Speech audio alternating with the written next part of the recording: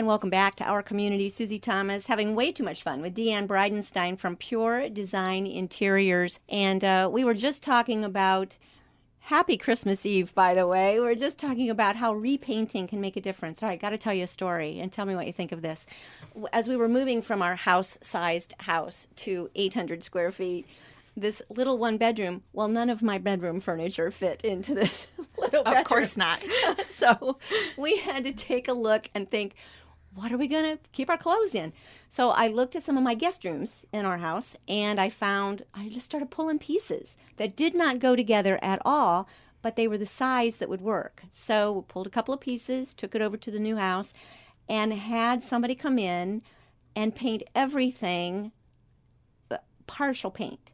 So we went kind of with distressed white on most of it, but the drawers are left as natural wood because that kind of all tied it all together then. So it looks like they all came together, but nothing came together. Sure. And these are great tricks, aren't they, that people like you can help people discover? Absolutely. So finding that piece that's chipped or damaged, being able to repaint it. I think earlier you had mentioned hardware, making a change to the hardware. Those little tweaks can take a piece that otherwise looks like it's headed for the garbage heap and completely refresh it. And a lot of these are things that you can do yourself if you have some handy skills or free time that you want to learn how to do these things. But it's not necessarily expensive to have someone come do it for you. And for the cost of what you would be paying to go purchase a whole new set of items to be able, in your case, to turn a bedroom into a dressing room. In an entire world new of suite. difference. Yeah. Right. An entire suite. Yeah. And for very little cost, as you say. Just kind of amazing that she was able to do that. When you talk about, I know when you go into a kitchen, you would have an eye to be able to look at the hardware on the kitchen cabinets and say, oh, all these need are to have more updated hardware. I would say, what is updated hardware? What's in right now? What's not in? That is an interesting question. So home trends have like a 15-year life cycle. A fad has about a 5-year life cycle. So about 5 years ago, everybody was into peacocks, which is not, and it has nothing to do with hardware, but everybody was into peacocks, peacock artwork, peacock everything. You couldn't find a peacock today if you needed it, but you can find llamas on everything. Llamas are in. Llamas are in. So that sort of item is going to have sort of a 5-year life cycle. So in the last couple of years, what we've seen coming back as a trend for all sorts of metal surfaces is brass is back, although it's not the 1999 shiny brass. I saw your face. Yeah. We waited long enough. It came around again. Yeah, so it's all of those gold tones are back. Like any other home trend, they're going to have that 15-ish year life cycle. So we see a lot of kitchens. We see a lot of bathrooms that maybe were in homes that were built in the late 90s. They were built in the early 2000s. They have the shiny brass. If it's the bathroom, they have a giant jetted garden tub that nobody has used in the last 20 years. And so clients call us all the time about, okay, what do we do about this? We're ready to tear our kitchen out. We want to reconfigure our bathroom and have a shower that we can step into. So we've got all of these things that people call us for.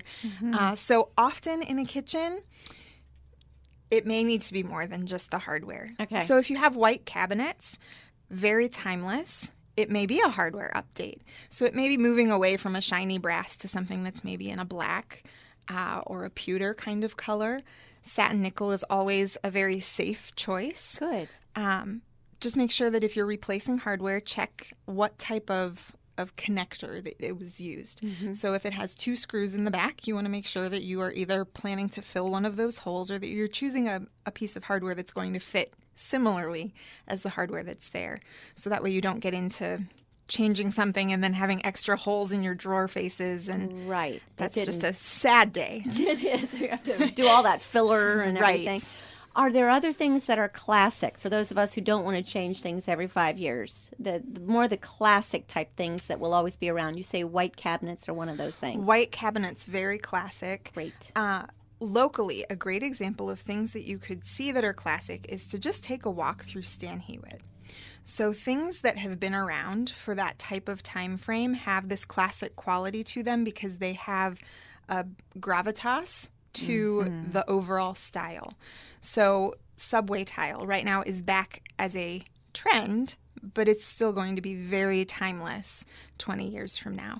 So that's going to be something that you can carry forward. People right now are really excited about soaker tubs in place of their jetted tubs. Right. I think it's probably a flip of a coin if they'll actually use the soaker tub. It's taking up less square footage, but a lot of people are moving away from tubs in general, as long as you have one in your house for the kids or the dog or whomever. Right. It seems to be the walk-in shower. The walk-in shower. And so, although not specifically timeless in terms of trends, that's something that becomes timeless because you're now able to age in place. So having that walk-in shower means that you don't have to be able to step over a bathtub. You don't have to be able to maneuver yourself into something. And it's not just aging in place. It could be you have a teenage son who plays football and broke a leg and is now on crutches, and you've got to be able to put him somewhere. Yes. So there are things that are just good design that really aren't necessarily trends or not trends. So paying attention to those things is helpful. Yes. Okay. Again, I feel like I'm talking to Joanna Gaines. This is just so fun. Another word she says a lot is open concept. I guess that's 2 words. The open concept. So when you walk into your living room, you're basically looking at your kitchen at the same time. Is this a trend, or is this something that will last for a while? I think that this is a trend that we're starting to see take a turn.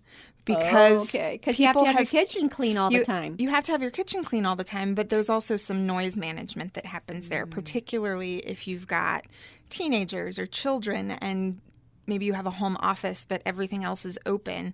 So now all of a sudden you can't hear each other talk because there's all of this ambient noise and there's so much togetherness that there's really no sense of personal space and privacy.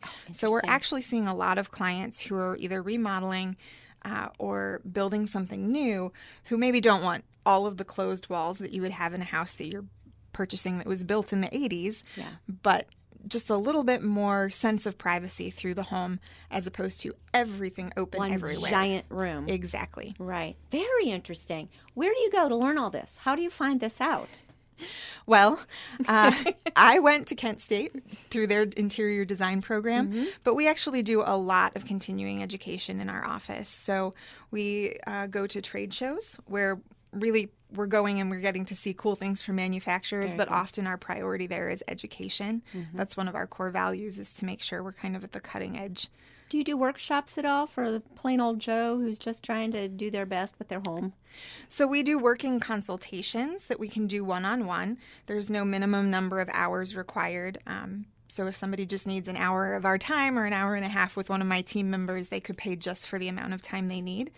We are looking at doing a workshop in 2019 called Designing Your Perfect Interior. So details about that to be determined. Whoa, we will want to know. Let us know for sure. We can pass that along. When you meet with someone, are there certain questions that someone should ask you that helps them decide what works for them?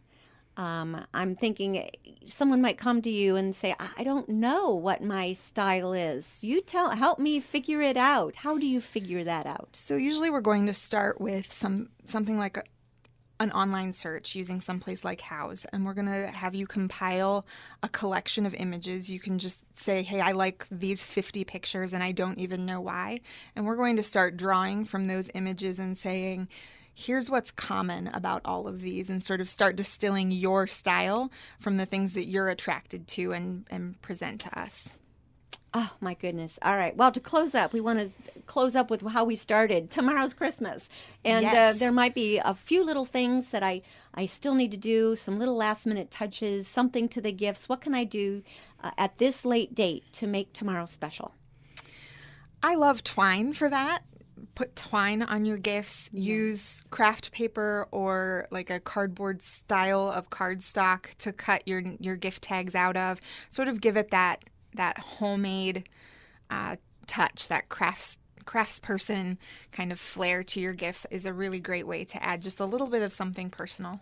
What great advice. Okay, thank you so much. Deanne Bridenstine from Pure Design Interiors. Thank you so much for joining us on Our Community. Thanks for having me.